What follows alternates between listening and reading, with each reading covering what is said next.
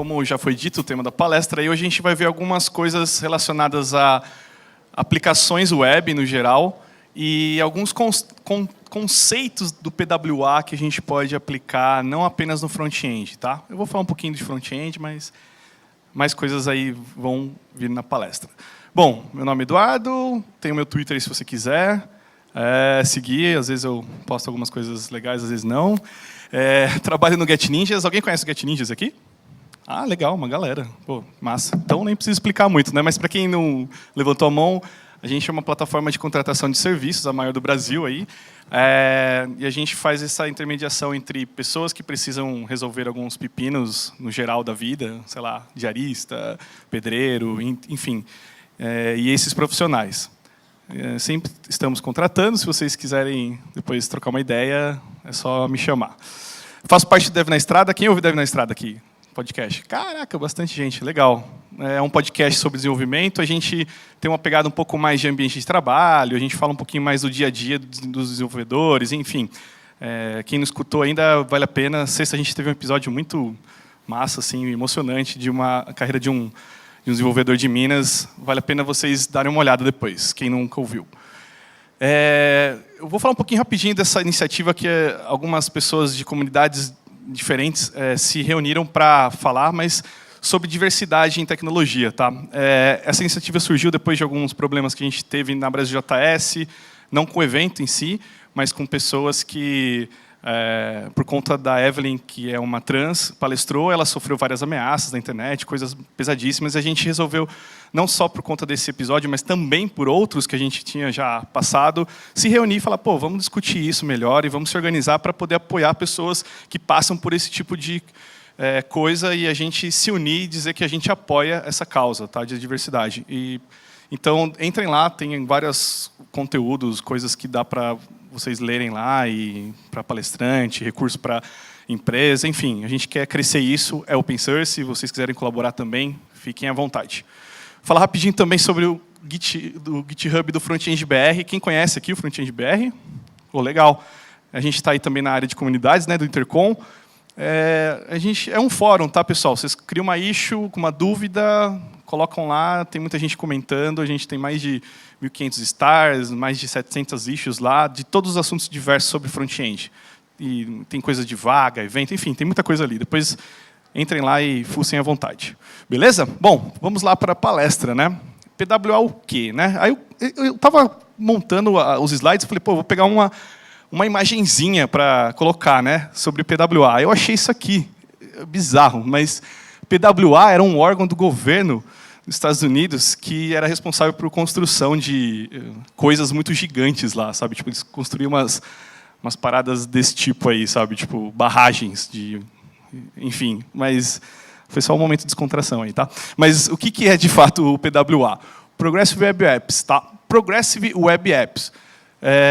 O termo de progressivo ele diz muito sobre o que a gente vê nos conceitos que estão lá no site, principalmente do Google, tem vários textos e informações sobre isso, mas, resumindo mesmo, é um conjunto de alguns conceitos como rapidez, integridade de informação, no caso, confiabilidade e engajamento. Tá? Esses 4 pilares formam o que é um PWA.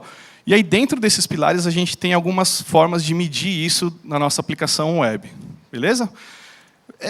Assim como essa agência que cuidava de construções gigantes, eu fiz uma analogia aqui um pouco com o que é o PWA.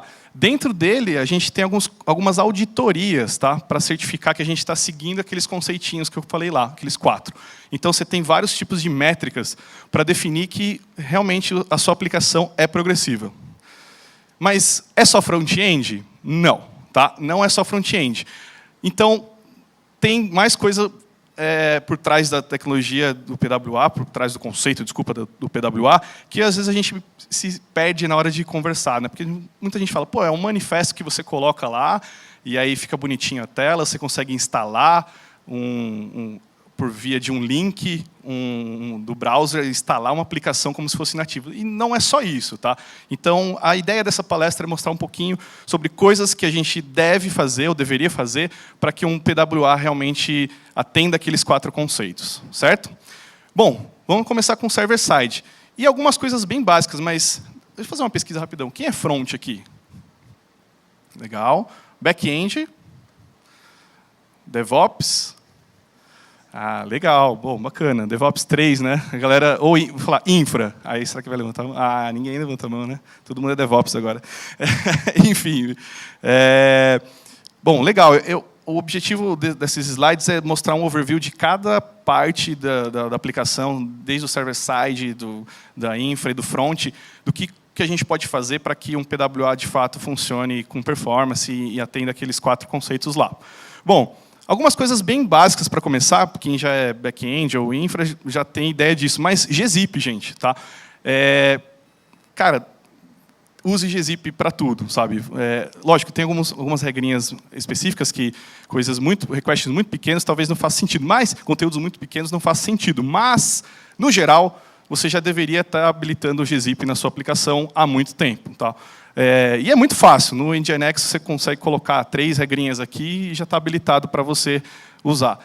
O gzip é uma forma de compressão de arquivos. Então, você pode comprimir desde HTML, JavaScript, CSS, qualquer coisa, imagem, e entregar para o browser. Ele vai decodificar essa informação e ela vai chegar bem menor no payload do request. Então, isso você consegue diminuir tráfego de informação.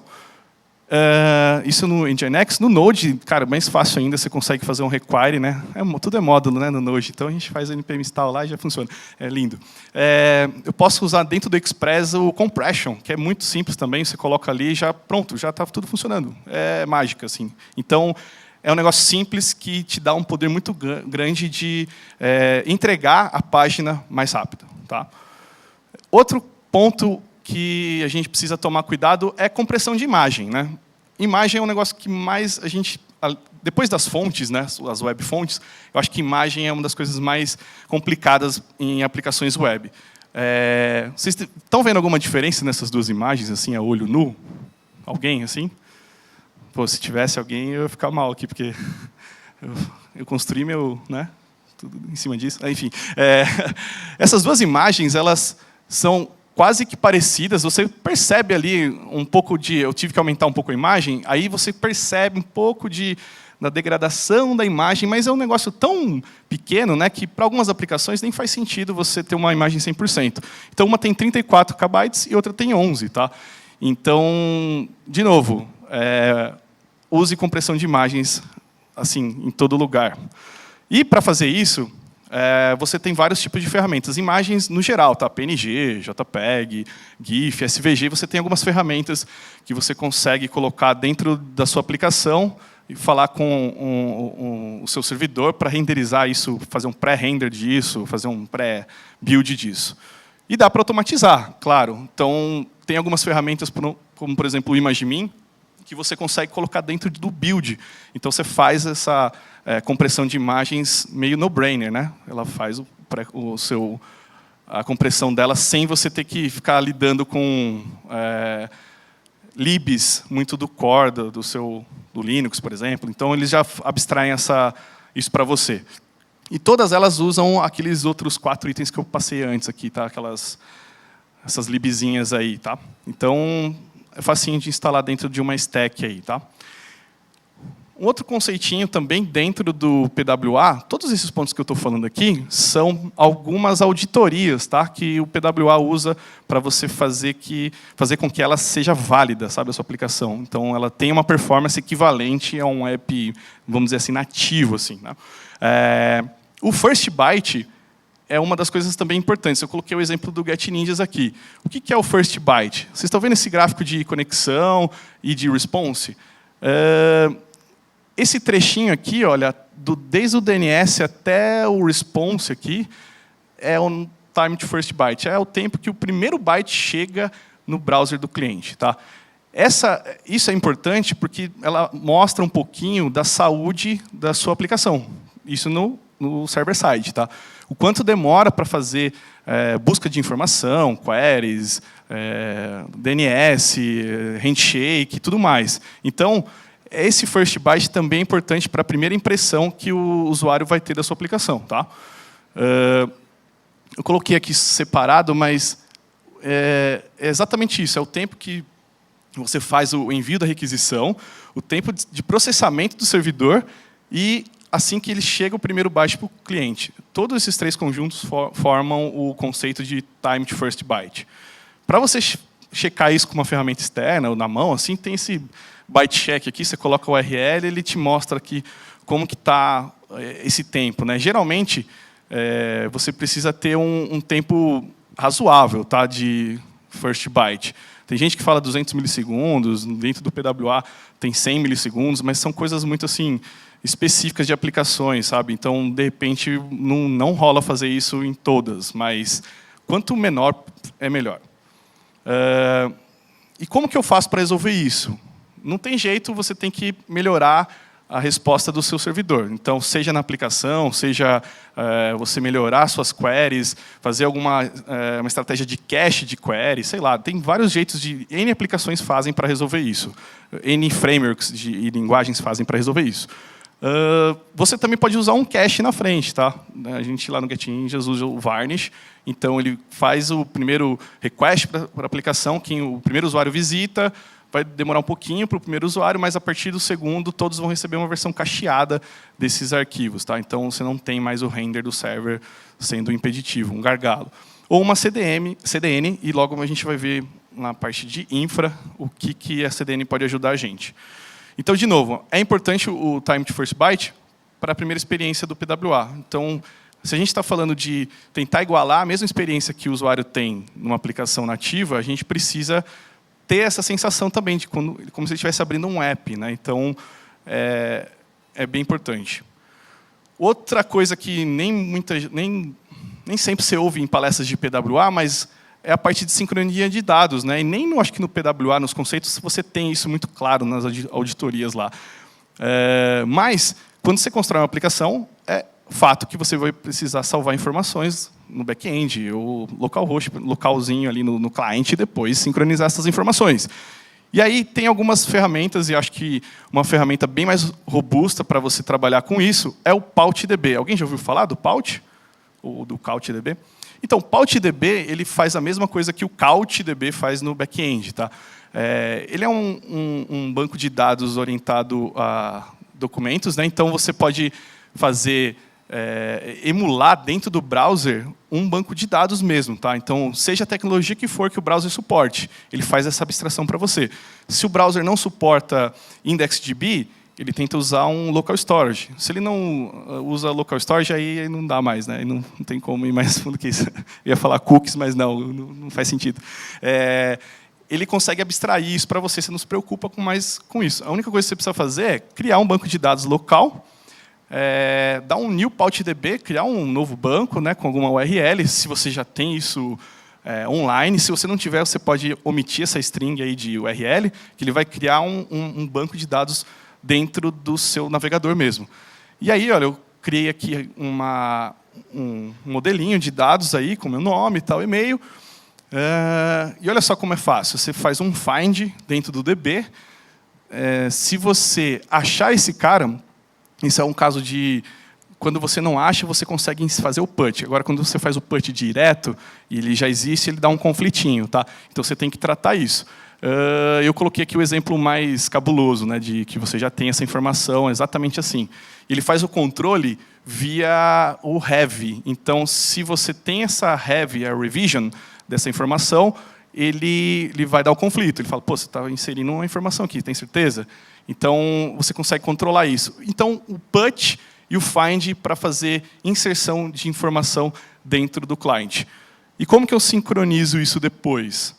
Você só faz um sync passando a URL do seu banco online e passa algumas opções. Se você quiser fazer isso live, se alguém fizer um put e deixar que um PaultDB sincronize sozinho, essa opção já ativa isso para você. O retry também é importante, porque às vezes o usuário está offline, então o PaultDB consegue sozinho tentar inserir de novo essas informações no servidor. Bem bacana, né? Bem fácil, é simples de implementar assim. A maioria dos frameworks já tem alguma libzinha que é built-in com PaultDB. Então, é tranquilaço para você fazer isso também com PWA. Até no Android tem também uma libzinha para o Pault. Então, é bem tranquilo. Certo? Bom, Eu estou falando rápido aqui que tem bastante slide, mas, enfim, depois a gente pode trocar mais ideias se vocês tiverem dúvidas. Bom, DevOps, né? O que eu posso fazer para que a minha infraestrutura consiga atender aos conceitos de um PWA? Uma das coisas que a gente tem estudado lá no GetNinjas é o PageSpeed. Alguém já ouviu falar desse módulo do PageSpeed? Então, o módulo de otimização para Nginx e Apache é tipo uma libzinha que roda ali meio que como um plugin desses dois caras. Então, você consegue instalar isso no servidor. Ele tem mais de 40 filtros que você consegue aplicar. E desde, sei lá, combinar CSS, fazer CSS inline, tirar aspas, tirar comentários do seu HTML. Você tem coisas mais avançadas, por exemplo, fazer preview inline de imagem. Ele joga uma imagem como preview distorcida, depois faz um lazy load dessa imagem de acordo com o scroll do usuário. Tudo isso no servidor, tá? Então, você instala isso dentro do seu Nginx, por exemplo, e escolhe os filtros que você quer. É bem simples também de configurar. Você dá um PageSpeed on, escolhe onde você quer fazer o cache, o log e passa as configs, os filtros que você quer. Você habilita eles ou desabilita. Tá? É bem simples também. Tem alguns poréns que você tem que tomar cuidado, que alguns filtros eles se colidem. Mas na documentação do PageSpeed está bem explicado isso. Dá para você ver lá os riscos de você aplicar um filtro. É bem legal a documentação. Deem uma olhada depois nisso, porque é bem importante para a infraestrutura e para a saúde da aplicação. Né? Outras coisas também que aqui a gente aplica no front-end, mas que refletem diretamente na infraestrutura. Tá? DNS Prefetch, Pre-Connect e Preload. São 3 coisas extremamente importantes para um web app. Eu vou explicar rapidinho cada uma delas aqui, mas, por exemplo, o Prefetch, resumindo um pouco, ele está avisando o seu servidor que, olha, vai vir alguma coisa desse domínio. Tá? Então, já faz um prefetch aí, já avisa o seu servidor que alguns assets vão vir desse domínio. Então, ele evita aquele handshake de conexão. Tá? Só para mostrar para vocês aqui, ó, eu coloquei um exemplo aqui do mobile.twitter, que é um PWA, como que eles fazem isso lá. Eles passam esse domínio aqui, ABS-0, que deve ser algum servidor de assets deles lá. E aí, quando é feita a primeira requisição, acontece todo o processo normal. Tem o DNS, o lookup, tem o connect, tem o SSL. A partir da segunda conexão daquele domínio, já não tem mais isso. Então, olha só, a primeira tem aquilo, nos segundos assets já não tem, tá vendo? Ele já não tem a negociação do DNS. Então, o Prefetch tira isso do seu browser. Você não precisa, já está conectado, não precisa fazer mais nada. O Pre-Connect já é diferente. Ele já fala, pode se conectar aí, e já estou te avisando que pode vir umas coisas mais específicas aí. Então, você avisa de novo a aplicação, e aí não tem DNS Lookup, Connect e SSL mais. Então, ele já está conectado. Isso tudo com HTTP2, tá? Já vou falar um pouquinho dele. Mas eu já tirei essa negociação toda que o browser faz da frente, já avisei o meu servidor, e aí eu fico mais tranquilo em trazer essas informações dentro desse domínio. O Pre-Connect também, um caso de uso real aqui. Né? Quem usa WebFont aqui na aplicação, do Google, por exemplo? Então, só essa linha aqui de código, que se você colocar na sua aplicação, no seu HTML lá, já evita aquela negociação inicial do domínio das fontes. Então, você já tira alguns milissegundos ali importantíssimos, tá? De conexão, que a fonte já pode ser carregada e fica mais fácil de entender o ganho disso quando você olha no gráfico de waterfall do seu network. Tá? Beleza? O último item desses 3 é o preload. O preload ele já é mais agressivo, ele já vai baixar mesmo o asset antes da aplicação começar. Então, você já avisa o seu servidor que você quer aquele asset. Você sabe, você tem um domínio de que aqueles assets vão ser baixados uma hora na aplicação e você já traz para o browser isso. Tá? Isso o browser nem escolhe, você está mandando o browser trazer e ele não tem toda aquela negociação, aquela preferência, prioridade do que trazer, ele já baixa para você. Então, você coloca lá o rel preload, passa o href de onde está esse arquivo, e o as, né? Você escolhe o tipo de arquivo. Então, tem style, script, aí tem todos os tipos aqui embaixo, áudio, image, você pode passar qualquer coisa para o teu servidor e falar, olha, já baixa aí para o usuário.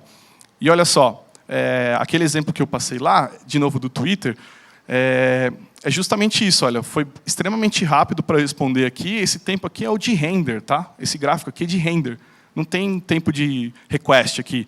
O request seria aquele azulzinho ali, mas ele não traz, não precisa mais fazer, ele já está no browser, já baixou, tá? Então, é bom, mas tem que ter cuidado também, você não vai colocar tudo no preload, né? Senão aí o first byte vai começar a ser prejudicado. Outro item importante também é usar uma CDN, né? A CDN, eu acho que todo mundo já meio que sabe as motivações do uso, mas eu quis colocar aqui, mas para abranger de novo o mundo de infraestrutura, né? Quem trabalha com front-end às vezes não tem essa noção, né, de como funciona um network, como funciona essa negociação entre servidor e browser. Então é importante saber os benefícios de uma CDN, da distribuição de conteúdo por região, sabe, de fazer o cache de arquivos. Então, só explicando rapidinho, você consegue ter em vários locais, se a sua aplicação for muito grande, a gente usa uma CDN regional aqui brasileira que tem vários pontos de distribuição no Brasil para justamente acelerar a entrega dos nossos assets. Então, você tem uma lá no Nordeste, tem uma no Sul, tem uma no Centro-Oeste. Então, tem diversos POPs que a gente fala que eles servem mais rápido esses assets para os usuários. Tá? Então, enfim, use uma CDN. Eu falei do HTTP2 lá atrás, mas acho que todo mundo também já está meio por dentro, né? Não é um assunto muito novo, mas o HTTP2 é a nova camada de transporte aí que a gente tem já há algum tempo. Começou com o Speed, aí depois evoluiu para o HTTP2, enfim, uma longa história. Mas, resumindo assim, de forma bem brusca, assim, o HTTP2 ele faz com que a sua TCP connection ela seja apenas uma. Porque antigamente, no HTTP1, você tinha que fazer vários tipos de conexão para fazer download de arquivos. Então, todo aquele lance que eu falei de, olha, tem um arquivo vindo, aí faz a conexão, abre a conexão, valida o TLS, valida o SSL, pô, legal, agora pode trazer informação. Então, tinha toda uma negociação que você consegue fazer apenas num One Connection de TCP. Outra vantagem do HTTP2 é o lance do paralelismo de request. Então, você consegue baixar mais de um asset ao mesmo tempo. Por isso que esse gráfico está retão aqui, né? Então, você tem vários arquivos baixando do mesmo domínio de forma paralela. E o outro ponto é o header compression, que muita gente às vezes não usa, mas todo request ele tem alguns headers. Sempre são aqueles padrões ali. No HTTP2 você consegue fazer algo mais genérico. A partir do primeiro request ali, você fala, esse domínio tem esses headers aqui. A partir do segundo, você fala, pô, sempre vai ter um host, sempre vai ter um método, sempre vai ter um scheme. Então você consegue passar ali, deixar implícito isso e o browser consegue entender isso, tá? Que aqueles outros headers vêm daquele domínio, então seguem aquele mesmo padrão. E o último ponto do HTTP2 é o HPEC, que foi agora uma substituição feita, né? Agora não, 2012 que aconteceu aquele lance do Zlib, né? Daquela vulnerabilidade que teve. E aí o algoritmo de compressão do HTTP2 passou a ser o HPEC. Então você consegue 88% de redução, assim, quase 88% de redução nos requests usando esse algoritmo de compressão, tá? Então faz sentido não só pelo... Eu nem citei o server push aqui, porque todas aquelas técnicas que eu falei para vocês, elas já meio que tiram a necessidade do server push, porque uma exclui a outra. Se você tiver um tamanho de asset muito grande, ou se você faz você tem muito tipo de arquivo sendo requerido assincronamente, o server push faz sentido, mas se você tem um bundle para entregar, faz mais sentido não usar o server push, tá? Então, é um ponto de atenção. Bom, finalmente, né? Eu tenho vários slides aqui, vou acelerar. Bom, no front-end, como que eu faço para otimizar a minha aplicação? Primeira coisa, imagem do tamanho certo. Não carregue uma imagem de 500 por 500 pixels e no CSS coloque 250 por 250. Por quê? Aí eu vou colocar uma tabelinha bem simples aqui, só para vocês entenderem que o browser ele vai renderizar aquilo como se fosse a versão original, mas no layout você está reduzindo o tamanho dela, certo? Então, eu fiz um cálculo bem simples aqui também. de alguns exemplos. Por exemplo, vou usar esse terceiro aqui, de 800 por 800, e você tem uma imagem original de 810 por 810. Num cálculo simples aqui, a gente perde 62 KB só por causa de 10 pixels. Então, quando o designer fala para você, pô, era só 10 pixels menores, você fala, cara, a gente vai ter que fazer um upload de novo dessas imagens. Tá? Essas otimizações são pequenas, mas se você somar isso tudo dentro de uma aplicação que tem 10 imagens, já é um problema meio sério. Fontes, pessoal. Quanto menos web fontes você tiver, melhor. Tá? Web fonte é a coisa mais crítica no browser que a gente tem hoje. Ela é blocante, ela produz o FOIT, que é o Flash of Invisible Text, quer dizer, o usuário carrega a sua página. Se você tem uma web fonte, não sei se vocês já viram isso, principalmente quem é front, não aparece, você não tem a fonte baixada, não aparece o texto. Então, não tem, se você não colocar o fallbackzinho. E aí o usuário fica ali sem saber o que fazer. Então, para evitar isso, você consegue usar, por exemplo, bibliotecas como Font Face Observer. O que ele faz? Como que é a estratégia que a gente tomou também lá no Get Ninjas? A gente coloca uma classezinha chamada DefaultFont no body, que ela é Arial sans serif. Tá? Então, todo browser vai renderizar essa fonte, todos têm. E no JavaScript, eu passo quais fontes eu quero fazer o observer do download delas. Então, a gente tem 3 tipos de fonte lá, variações da mesma fonte, a Lato, e eu consigo fazer um new font face observer passando para ela. Assim que ele terminar de carregar, ele fica observando. Carregou a fonte, não carregou. Ele tem toda uma lógica dentro dele. E aí eu coloco dentro de um promise all todo o carregamento desses 3 observers de fonte. Quando terminar, eu removo a classe DefaultFont. A fonte já vai estar lá, o usuário não vai sentir esse delay da troca de uma para outra. Ele vai sentir se a fonte for muito diferente, aí não tem jeito, né? Se for uma Arial e coloca uma Comic Sans depois, aí vai ficar complicado. Mas, pelo menos, você elimina esse primeiro bloco de conteúdo, né, do texto. Beleza? Aí fica mais ou menos assim, ó, o Arialzinho ali com a fonte, tá vendo que é bem parecido? Então, o usuário nem sente, dependendo da fonte que você escolher. E aí, com 1.16 segundos, eu já consigo trazer a página com conteúdo ali para ele já consegue enxergar aquilo. E depois ele vê a fonte um pouquinho mais bonitinha ali, mas não impede ele de usar a aplicação. Beleza? Input latência. Esse é outro ponto também, que é mais voltado para a performance do seu JavaScript e do seu CSS. Tá? No PWA, tem um conceito de ter iterações que demorem menos que 100 milissegundos. Tá? Então, se você tem lá uma animation que demora mais que isso, você começa a ter um problema tanto de performance, mas também de falta de atenção do usuário. Tá? Então, você tem uma animação muito longa de over, de clique, você perde um pouco a atenção do usuário. Olha só um exemplo que eu coloquei aqui de um efeito de over num text area que a gente tem lá, com 2 segundos de animação. Eu extrapolei bastante para poder mostrar para vocês o quanto de recálculo, repaint que ele faz só por causa de um over. Tá? Então, assim, tudo isso aqui embaixo é GPU sendo usada, e ali em cima eu estou recalculando estilo, fazendo paint de novo. Tudo porque você colocou uma animação muito longa. Tá? Então, às vezes, não faz sentido ter uma animação tão longa. Fica até estranho, né? Sei lá, você coloca 1 segundo de animação e já fica meio assim, pô, vai, vamos, funciona. Enfim, então isso aqui é só um mouse over. Tá? Então, o ideal é sempre ter esse tipo de interação, e não é só mouse over, que eu só dei um exemplo, mas scroll e outras coisas. Tá? E scroll, falando nisso, a gente tem uma parada chamada touch passive, que no listener de eventos de touch, de scroll, você consegue passar uma option passive true. Não está em todo o browser, mas você consegue fazer alguns polyfills e usar isso aqui, mas os mais modernos já têm isso aqui. Que, olha só, olha a diferença de passar só essa option nesse videozinho aqui. Ó. A diferença é gritante. Assim. Eu acho que você já deve ter sentido isso em algumas aplicações web. O scroll ali está ainda rápido, vai mostrar uma versão slow motion, mas só para vocês terem noção de como isso é perigoso, assim, se você deixar a sua aplicação sem isso.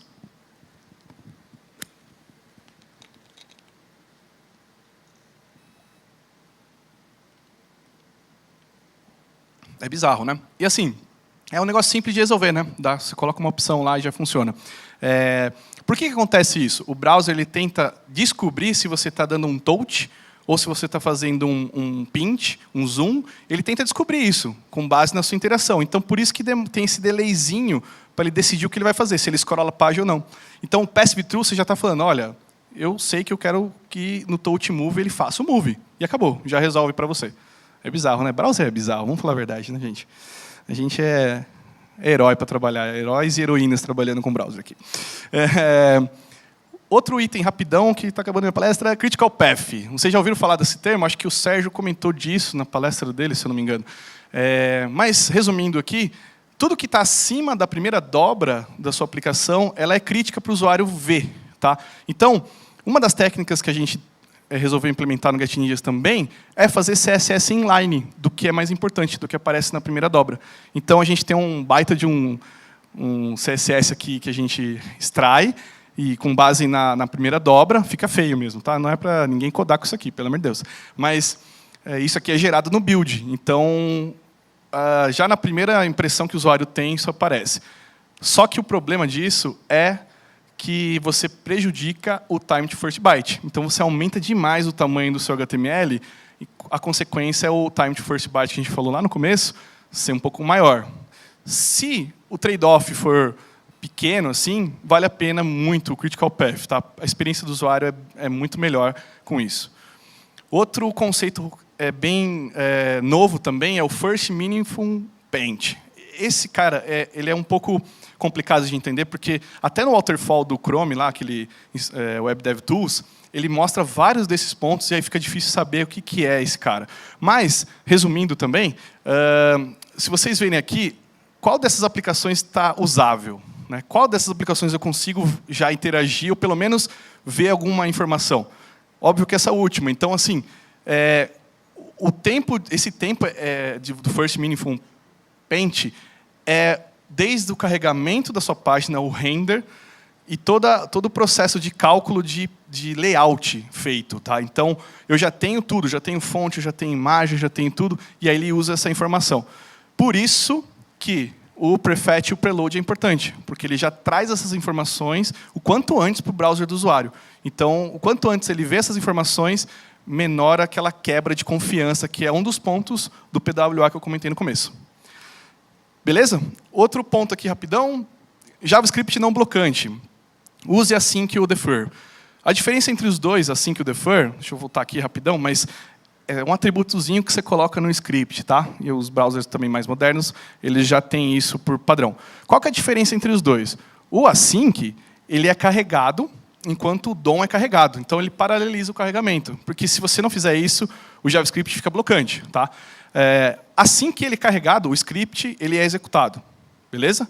A diferença entre esse cara e o defer é que o defer ele espera o content loaded disparar para ele ser executado. Tá bom? A única diferença do async e o defer é essa. Mas, vou colocar um gráficozinho aqui só para vocês verem rapidão, mas olha a diferença aqui. Um script comum, ele está carregando lá, faz o parse do HTML, download do script, execução do script, depois continua o parse do HTML. Estão vendo por que é blocante? Eu paro o parse do HTML para fazer download e evaluation do script e a execução dele. Com async, eu diminuo aquilo ali para o script download. Mas se eu precisar executar aquilo, eu já posso também com async. O defer já quebra isso, você não precisa de nada disso. Cuidado com isso também, porque a sua aplicação JavaScript precisa estar pronta para isso funcionar. Tá? Não vai colocar lá o script, essa tag já e falar, pô, resolveu. Não. Se você precisa do HTML para que a sua aplicação ela exista ou ela faça algumas alterações, você precisa ter uma atenção maior com isso e talvez nem faça sentido usar. Mas o quanto mais você conseguir usar essa técnica, é melhor para o carregamento da sua página. Beleza?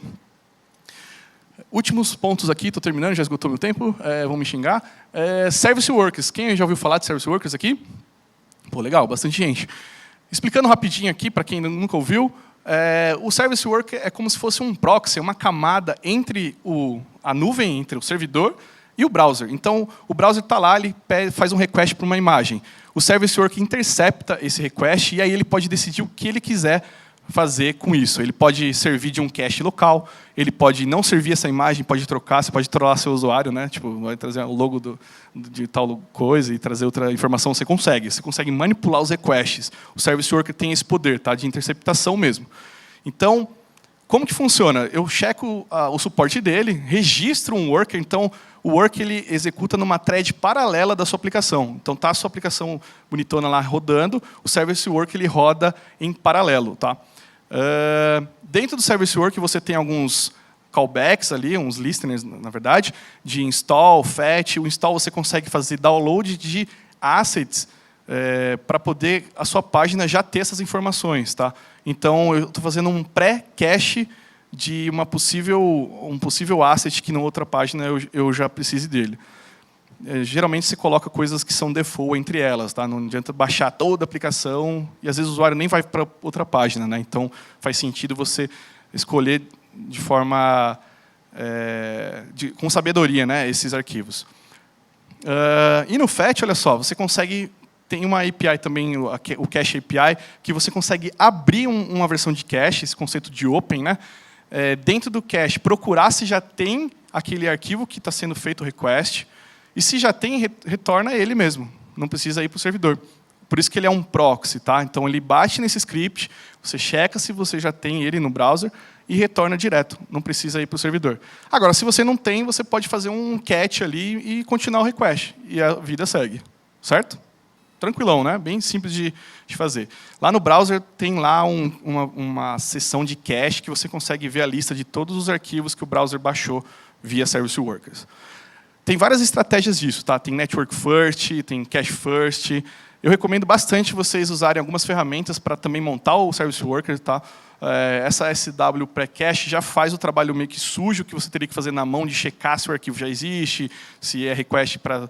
Se você usar Network First, primeiro carrega o asset ou não, ele já decide isso para você. E é bem simples, você passa uma config com umas opções aqui bem básicas, e ele gera um arquivo de Service Worker que você coloca uma referência dentro do seu HTML. Pronto, está instalado o Service Worker. Um ponto importante também é essa ferramenta Lighthouse. Não sei se alguém já ouviu falar, mas ela mede o quão PWA é a sua aplicação. Com base no quê? Nessas auditorias que eu comentei durante a apresentação.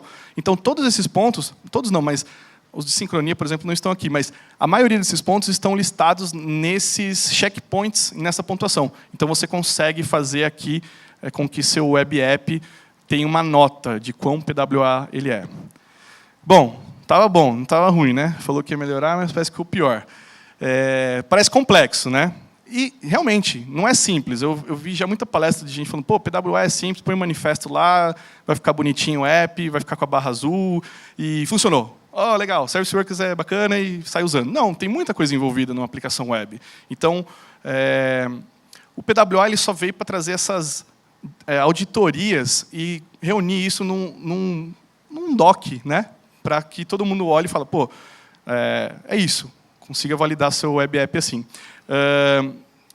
Todos esses padrões que eu falei, alguns nem são novidades para vocês. gzip, por exemplo, é um negócio muito básico, mas são coisas que estão dentro do PWA que você faz um checklist de verdade do que você deveria ter para isso funcionar. Resumindo, então tem muito mais do que um web app manifesto, um manifest API lá, com ícone de app instalação, muito. Então, todas as áreas estão envolvidas, desde back-end, front, DevOps, em construir uma aplicação que seja rápida, seja engajante, seja confiável. Né?